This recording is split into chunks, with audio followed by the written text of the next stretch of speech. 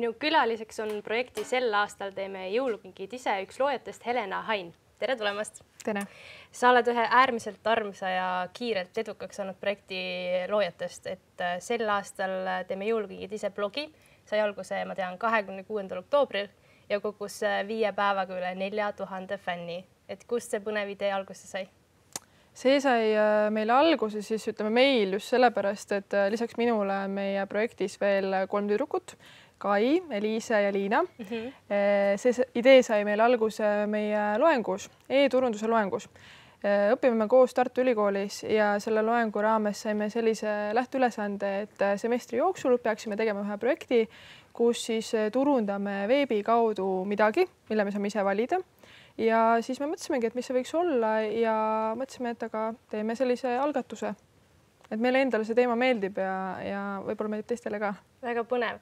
Aga sul on kaasas ka meil täna üks idee, nagu ma näen, mida me saame kohe hakata meisterdama. Et räägi lähemalt, mis sa kaasa võtsid? Ma räägin kohe lähemalt, et kõigepealt seda tasub kindlasti meeles pidada, et ega me ise ei ole käsitöölised igapäevaselt, et me oleme ka tudengid, me õpime täiskohaga ja töötame täiskohaga ja üldse mitte käsitöö vallas. Ja mõtlesingi kaasa midagi sellist, mis oleks nõnda lihtne, et me saaksime ta siin ära teha ja midagi sellist, mis tegelikult on ka meie fännidele meeldinud meie blogi ja Facebooki järgi. Et me oleme kasutanud väga mitmel korral purkide ideid. Ehk et purk, mida saab ise ära kaunistada, mis on alati kodus tegelikult olemas, sest vanaema annab igasugused muuse ja asju ja kompotte ja need jäävad alati üle. Neid saab osta poest ju ka. Ja selline ilus ära kaunistatud purk, et siia võib ju panna ise tehtud näiteks müslit sisse. Siia võib ise teha mingisuguse toreda kreemi sisse. Et sa tead ju oma sõpru kõige paremini, tead, mis kreem neil võib sobida. Mis maitseb ja absoluutselt, see on hea idee.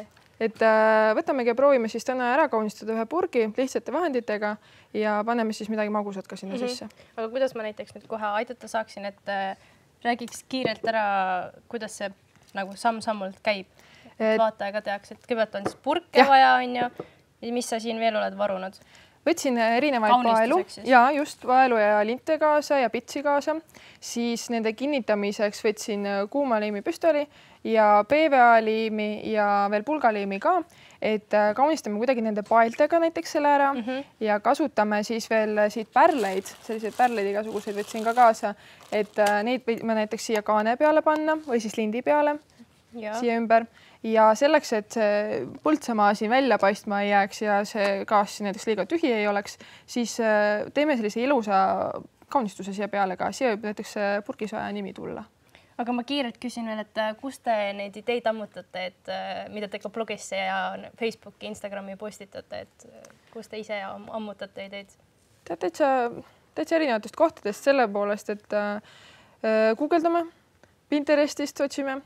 Mõned ideed, mis ma olen ise ka postitanud, on sellised asjad, mis ma olen ise kingiks saanud. Ja kasutad kohe ka ideed ära. Ja fännid saadavad meile muiduks ka. Et see on hästi tore, et me oleme teinud sellise ühe mängu ka, kus nad peavad saama ideid ja nad on omaalgatuslikult ka saatnud ise. Et see on hästi lahe, sealt tulevad mõtted. Super. Aga meie jääme siia meisterdama ja vaatame, kes on Rauno külalisteks täna. Ja me oleme tagasi siin meisterdamislaua juures. Vaata, Rauno. Vaata kätetööd. Me saime sellised purgid.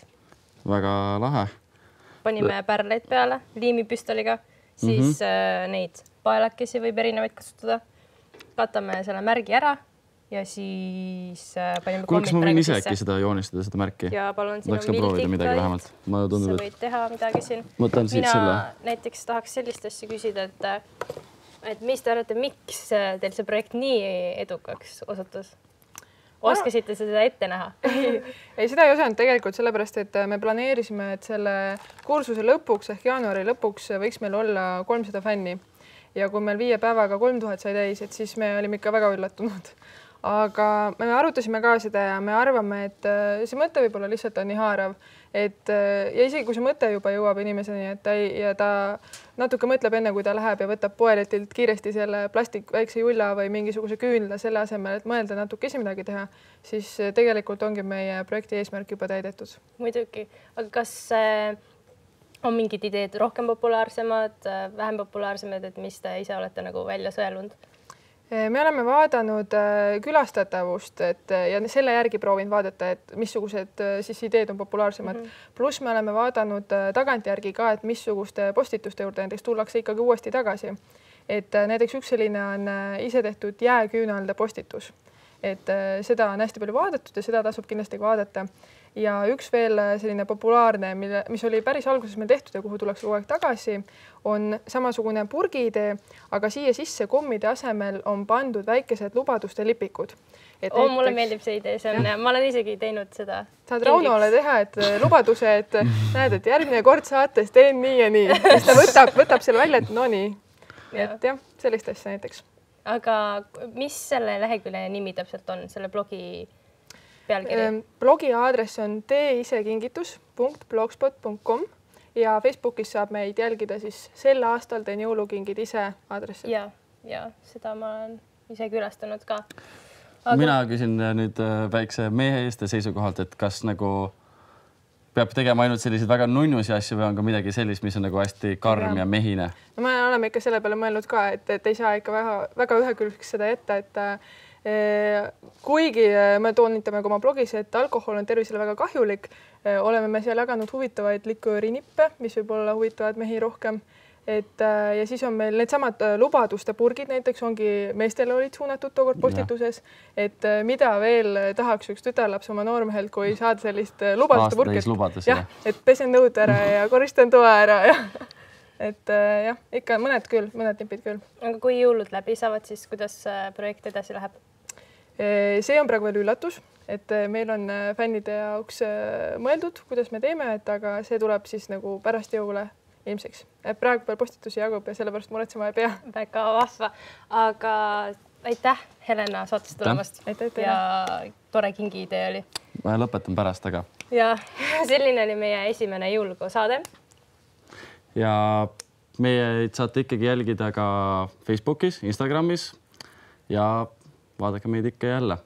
Nägemiseni. Kohtumiseni.